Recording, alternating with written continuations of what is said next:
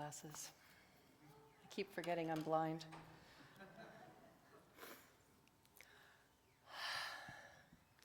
I want to tell you a story about this year's election.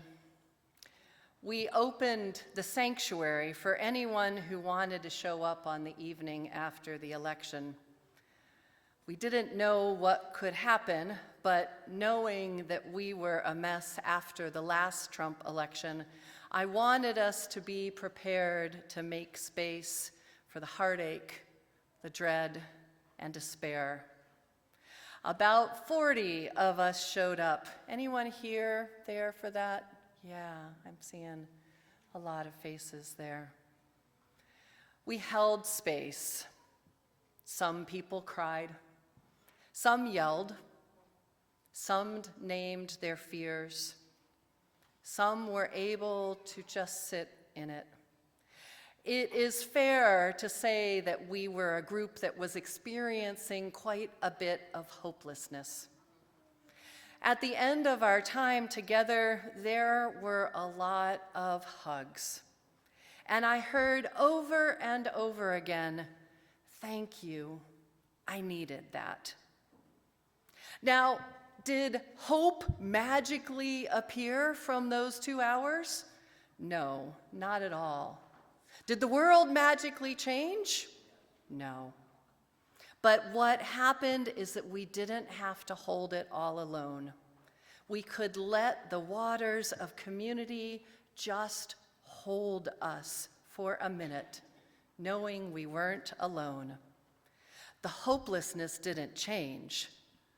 The way we were holding it did. I think hope is a very misunderstood concept. We often say, "Have hope," or "I'm trying to find hope." When someone is really sick, people can say, "Don't give up hope." The way we throw the word hope around these days make it feel like it's something tangible, a concrete destination, this obscure concept that we're supposed to find or search for or locate or hold on to. But I've never encountered that. I've never been able to "Oh, there it is. Oh, there's hope. Oh, there you are. I was looking for you. There's hope. Ta-da!" Anyone have that happen for them? Good, that makes me feel not alone too. No, hope is not something outside of us that we suddenly find. And for Unitarian Universalists, the expression, "you just have to have faith," is equally obscure. We're the people of questions. Faith in what? Faith in whom? Where do we find this faith? If someone says, "just have faith," we are much more likely to have more questions than answers. And it doesn't bring us the same kind of comfort to just turn over our concerns to some oblique deity that will solve our problems. Sometimes I'm jealous of people who can do that, but not for long. My faith is much more complex and nuanced, and for me it feels more real, and I like it that way. But then what are we supposed to do when we feel hopeless? And I didn't think the country or the world would give us such tangible ways to struggle with hope this week, this year, this decade. Another school shooting. A political assassination with some very complex feelings. A Supreme Court ruling that makes the marginalized even more marginalized. Hateful rhetoric that has even more fuel than ever. How are we supposed to just turn a corner and just find hope with all of that? So John Roedel's poem suggesting that hope is a river really called to me. Rather than a destination, the poem tells me to stop trying to carry the heaviness of hope alone and let it carry me. Stop trying to solve all of the issues myself and let me be carried by the stream. Hope is not something we can carry or search for outside of ourselves. No, it is something inside of us, something around us that we need to tap into. It is something that we can only find if we stop the struggle to hold it all ourselves. And I believe it is something that we can only do collectively. The same way that I can't be held by just one drop of water, I can't hold hope all by myself. If I look at hope individually, I feel like I'm not enough. I feel like I could never do enough. I could never be enough. I feel like it is impossible. But when I relax and let hope carry me, I realize that I've never let go of hope. Discouragement. It's similar to hopelessness, not exactly the same, but discouragement literally means against the heart. The French word for heart is, and I'm going to pronounce it wrong, cœur. Somebody say in French the word cœur. Cœur. There's a lot of vowels in it. Discœur means against the heart, or even anti-heart. For hopelessness and discouragement to take over, our heart needs to be disconnected. It reasons then that the way to put hope and encouragement back is to let heart lead the way. In Unitarian Universalism, we say that love is in the center of all we do. We heard that from our denominational president and all of those others. We often think of that in the outward way as well. We are extending love outwards. But what if we truly think of it as our center as well?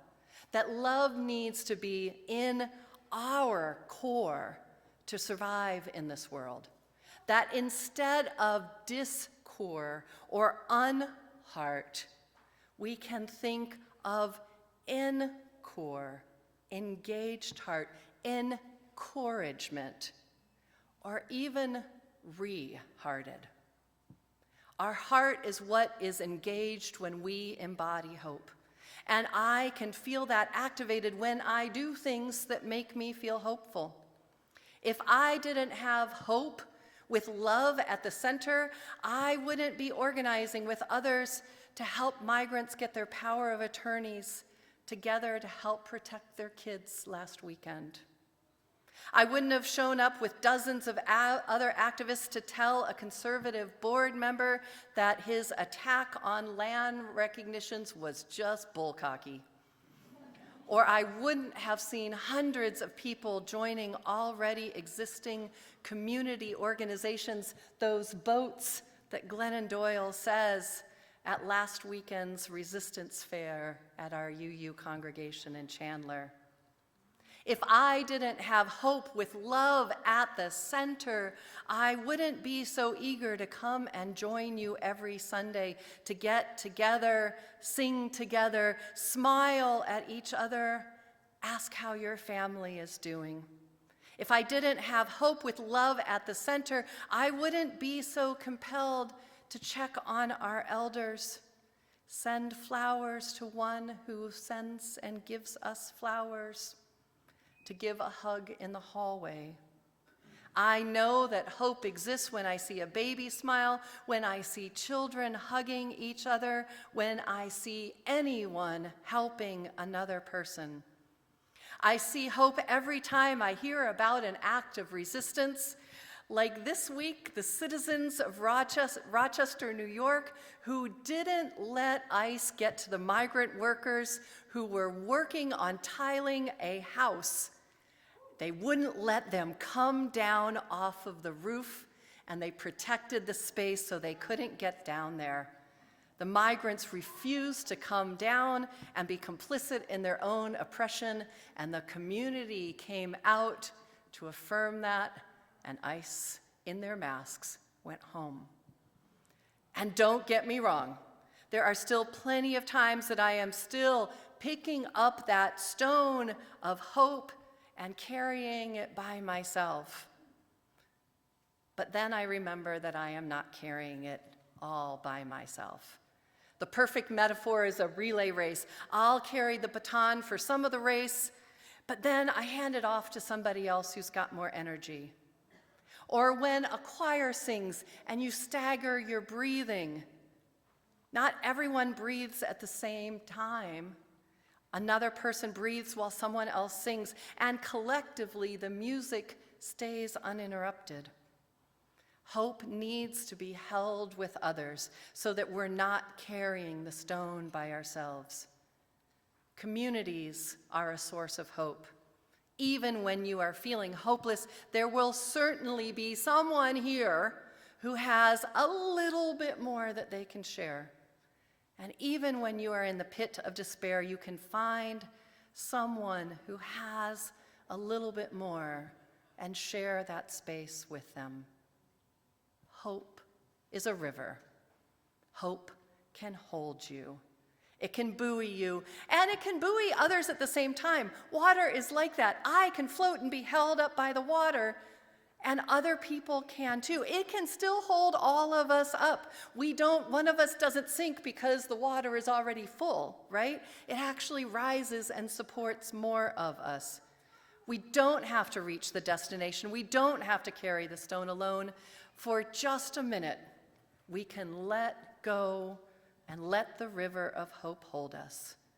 And together, we can continue to go downstream to the future that we refuse to let go of.